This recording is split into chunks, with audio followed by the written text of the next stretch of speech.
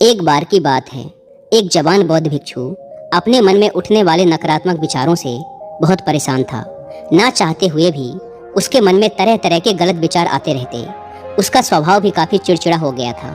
वह बात बात पर गुस्सा हो जाता, दूसरों के प्रति जलन और नफरत की भावना रखता, लोगों की बुराई करता और अपने मन में तरह तरह की नकारात्मक कल्पनाएं करता।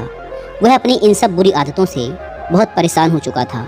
उसने बहुत से तरीके आजमाए, बहुत प्रयास किया अपने अंदर के इन बुरे विचारों को खत्म करने का, लेकिन कोई भी तरीका काम नहीं कर रहा था। अंततः एक दिन परेशान होकर उसने अपने गुरु के पास जाने का निर्णय किया। गुरु एक बहुत ही बुद्धिमान और आत्मज्ञानी व्यक्ति थे।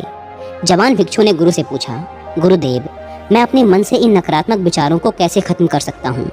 गुरु ने उत्तर देते हुए कहा, नकारात्मक विचार बादलों की तरह होते हैं जो कि साफ आसमान को धुंधला बना देते हैं। अगर तुम्हें साफ आसमान देखना है तो पहले इन बादलों को हटाना पड़ेगा।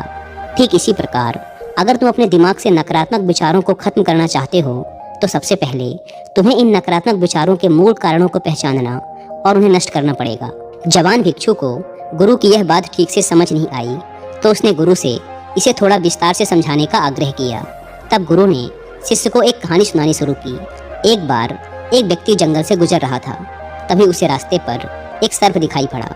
सर्प को देखते ही वह व्यक्ति डर गया और वहां से भागने लगा। जैसे ही वह दौड़ा, उसका पैर एक पत्थर से टकरा गया और वह वहीं गिर पड़ा। उसने खुद को बुरी तरह घायल कर लिया था। जब वह उठा और पीछे मुड़कर देखा तो पाया कि वहां कोई सर्प नहीं बल्कि सर्प के आकार की एक लकड़ी थी जो कि रास्ते पर पड़ी हुई थी। यह देखकर उस व्यक्ति को महसूस हुआ कि उसे नुकसान पहुंचाने का कारण वह सर्प नहीं बल्कि उसके खुद के अंदर बैठा डर और नकारात्मक विचार हैं जिसने उसे घायल कर दिया। कहानी खत्म करते हुए गुरु ने उस जवान भिक्षु से कहा, मन के नकारात्मक विचार इस कहानी के सर्प की भांति हैं जो तुम्हारी परेशानी का मूल कारण नहीं है बल्कि तुम्हारी समस्या का मूल कारण तुम्हारे अंदर बैठा डर, हीन भावनाएं और अतीत के बुरे अनुभव हैं जो कि नकारात्मक विचार, गुस्सा और द्वेष के रूप में बाहर आते हैं।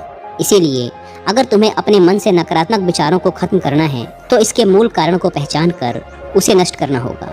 अब हम इस कहानी को अपने जीवन में कैसे लागू कर सकते हैं, इसके लिए कुछ प्रैक्टिकल टिप्स हैं। पहला, माइंडफुलनेस यानी जागरूकता का अभ्यास करो। अपने विचारों और भावनाओं के प्रति जागरूक रहो। देखो कि आपके भीतर क्या चल रहा है, आप अपने आसपास की घटनाओं पर क्या प्रतिक्रिया देते हैं। साथ ही मन में उठने वाले हर नकारात्मक विचार के कारण का पता लगाने का प्रयास करो। दूसरा, अपने अतीत की बुरी यादों, बुरी घटनाओं और बुरे अनुभवों को स्वीकार करो और खुद को व दूसरों को माफ कर दो। तीसरा, आभारी रहो।